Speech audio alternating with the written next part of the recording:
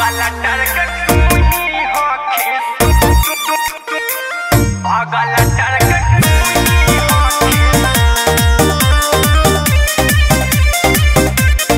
Vicky Vox.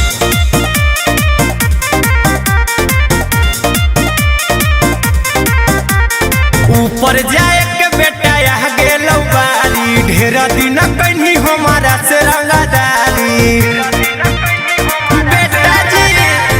ऊपर जाए के तोरा यहाँ गेलौ बारी ढेर दिन कहीं हमारा से रंगदारी महादेव बोली तू राज जेता रे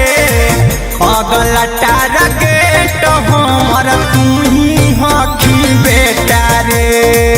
अगला टारगेट हमर तू ही हखी बेटा रे अगला टारगेट तू ही अगला टारगेट तू ही जेतना तोर हकौ बेटा कोठी में चावला बा ओह कर से जादे रखले ही औ हमरा ई फलावा ढेर दिन बनही बेटा हमर तू गुरु रे आया जसे तोरा उलटा गिनती हो गेलौ शुरू रे तोहरा सजा दे चिन्हौ थाना पुलिस नेता रे अगला टारगेट हमर तू ही हखी बेटा रे अगला टारगेट हमर तू ही हखी बेटा रे अगला टारगेट अगला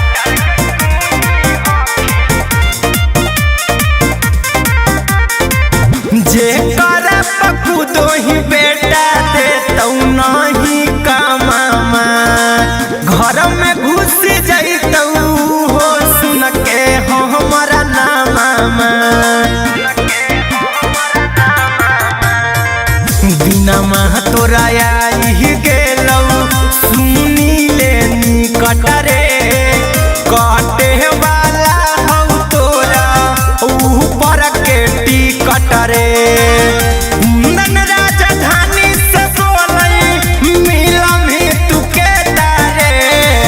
अगला टारगेट तू ही हखी सुनले हमारा बेटा रे अगला टारगेट तू ही हखी सुनले हमारा बेटा रे बर्बाद कर दो।